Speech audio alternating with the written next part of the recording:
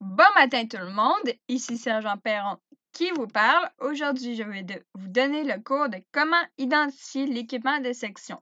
Ce cours s'adresse principalement au niveau 2. Pourquoi ça va identifier l'équipement de section? Premièrement, pour savoir quel équipement est disponible et pour permettre de mieux se préparer aux survies. Le plan de cours. On va commencer par les réchauds et fanaux. Ensuite, les outils à utiliser en campagne, les récipients de stockage de liquide et la trousse de premiers soins. Les réchauds et les fanaux. Point à voir. On va commencer par le système de combustion de carburant, ensuite les réchauds de campagne et les fanaux. Système de combustion de carburant.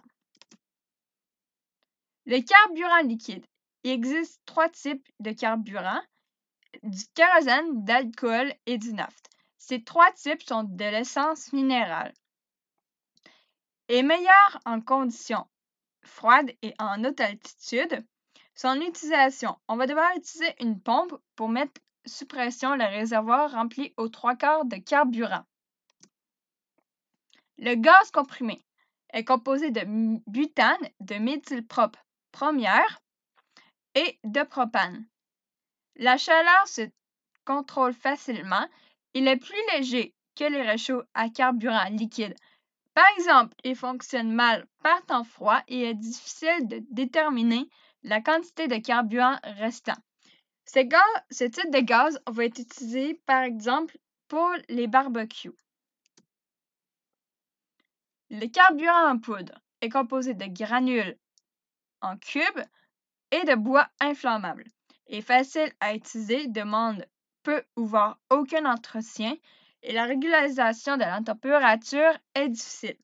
Comment ça marche? On va allumer les granulés ici pour ensuite déposer le plat sur les branches de métal.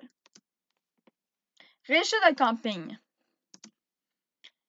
Le réchaud unique va être facile à transporter lors de randonnées et le carburant doit être transporté dans un récipient séparé pour éviter tout déversement dans le sac à dos. Comme je vous ai expliqué plus tôt, nous allons déposer le carburant ici, le remplir aux 3/4, actionner la pompe. Il existe aussi le type de gaz comprimé. Le réchaud à 2 brûleurs est approprié en campagne, peut être transporté dans un véhicule pendant les déplacements. Il en existe 2 sortes. Des brûleurs au propane, au gaz comprimé, au carburant liquide plutôt, et les carburants au propane à gaz comprimé. Les fanaux servent à produire de la lumière. Les fanaux à manchon produisent de la chaleur, qui va enlever l'humidité d'une tente, par exemple. Les fanaux à manchon. À un manchon, il brûle au naphte. La flamme est réglable et la consommation de carburant peut varier.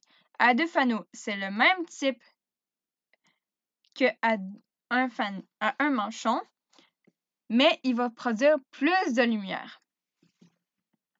Ici, on va le remplir aux 3/4 et on va actionner la pompe. Ça va être pour régler la température. À un manchon et à 2 manchons.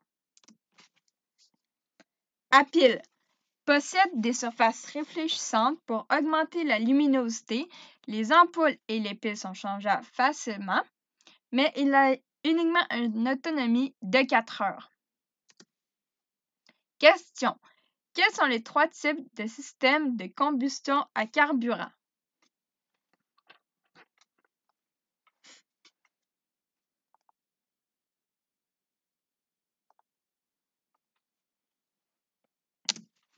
Liquide, comprimé, en poudre. Quels sont les types de fanaux?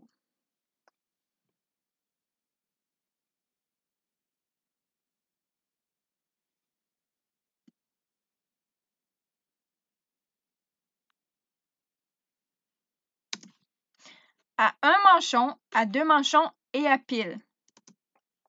Le système à essence minérale utilise quel type de carburant?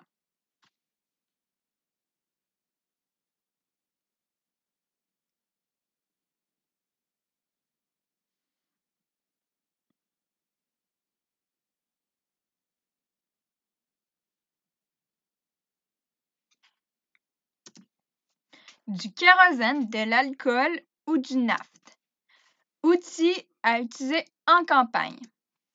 La hache à simple tranchant nécessite peu d'entretien et la tête est en acier revenu. On l'utilise pour couper du bois et le fendre aussi. La scie à archet a une structure de métal en forme d'arc et on l'utilise pour couper des branches et des arbres. Question. À quoi sert la hache à simple tranchant?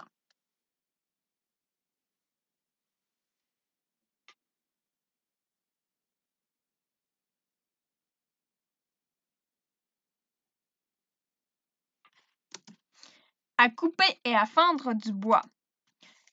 De quoi la tête de la hache est-elle faite?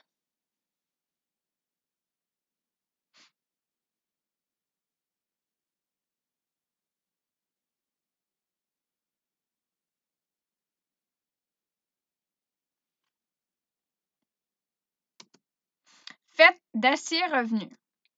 À quoi sert la scie à archet?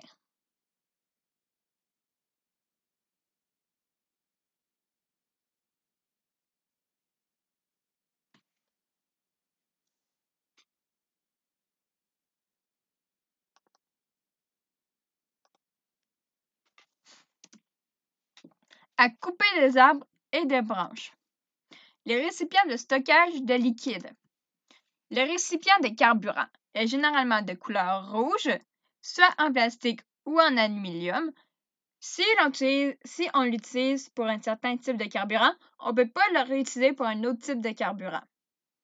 Et la bouteille de plastique ne peut pas être utilisée avec un réchaud, dans le fond, mis sous pression.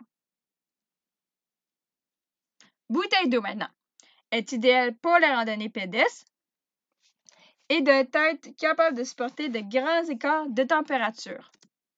Le sac gourde, pratique pour les longues randonnées, pour transporter de l'eau d'une source au campement et contient plusieurs litres d'eau, dépendamment des modèles. Le jerrycan ou le bidon d'eau a une capacité de 20 litres, est de couleur verte ou noire, est identifié avec le terme water. On l'utilise lors des camps d'été et des survies. Dans quelle sorte de récipient peut être emmagasiné le carburant?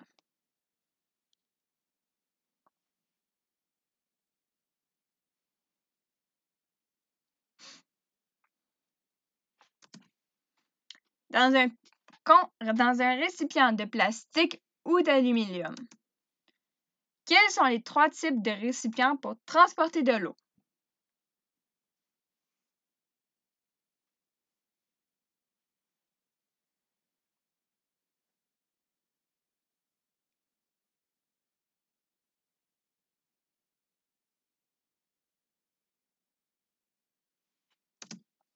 Dans une bouteille d'eau, un sac d'eau ou un jerrycan. Quelle est la capacité d'un jerrycan?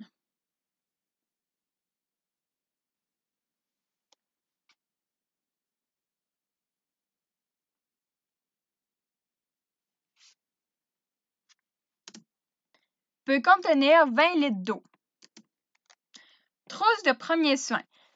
Elle doit être de dimension appropriée pour le groupe et pour les activités prévues. Elle doit être en tout temps à portée de main et les trousses de premiers soins commerciales sont de bonne base mais doivent être adaptées à l'environnement de campagne. Les instruments. On doit y retrouver des ciseaux de bandage pour couper du ruban adhésif et des bandages, des pinces à échardes pour enlever les échardes et les insectes. Le bout est pointu pour être plus précis, contrairement aux pinces à sourcils.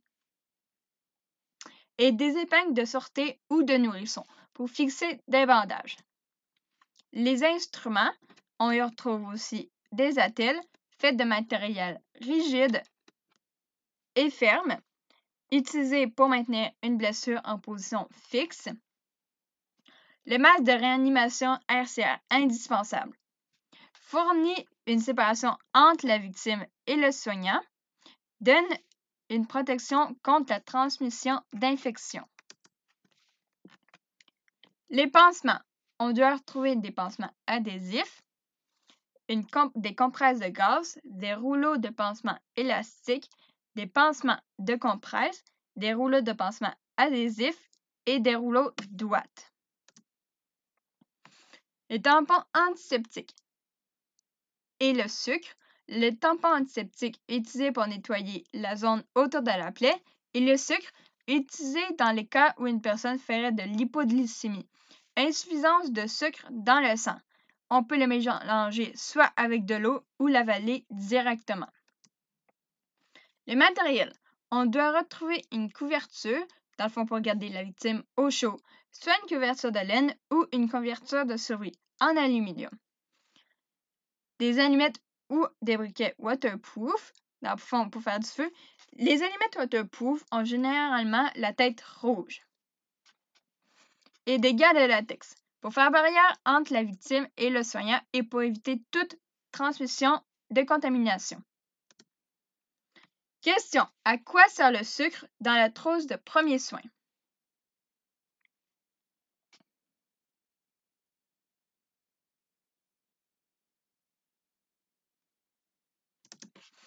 Au cas où une personne ferait de l'hypoglycémie, manque de sucre dans le sang.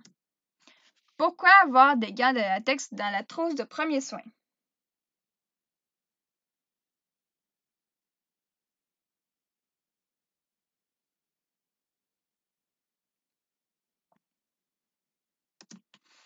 Pour avoir une barrière entre la victime et le soignant et pour éviter toute contamination. À quoi servent les tampons antiseptiques?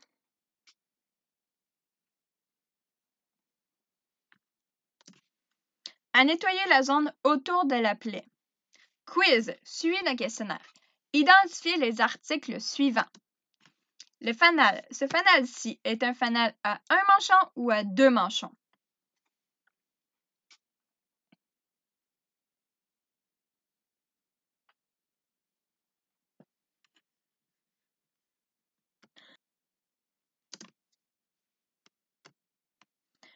B. Un fanal à deux manchons. Système de combustion. Cette canne contient du carburant liquide ou du gaz comprimé.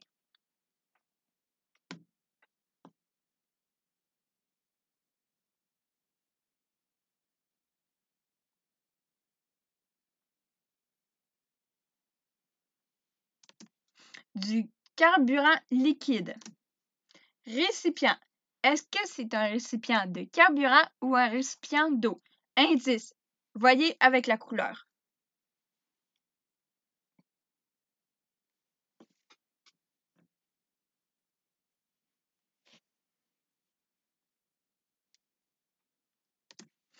C'est un récipient de carburant. Je vous rappelle que les récipients de carburant ont généralement la couleur rouge. Les réchauds. Est-ce que c'est un réchaud au naphte ou au propane? Attention au type de gaz.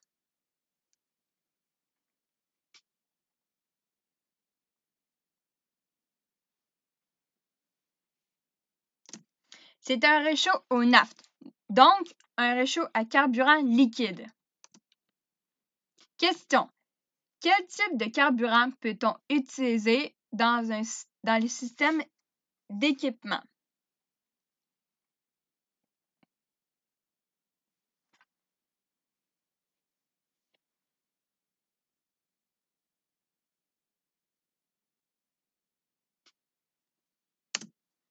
Du carburant liquide, du gaz comprimé ou en poudre.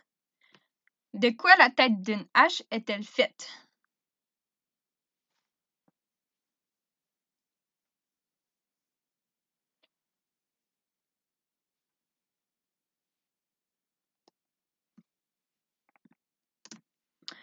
Faites d'acier revenu. Pour terminer, avant de partir en randonnée, assurez-vous de tout avoir à votre disposition. La trousse de premiers soins doit être adaptée à l'environnement et être à portée de main. Prenez soin de vous!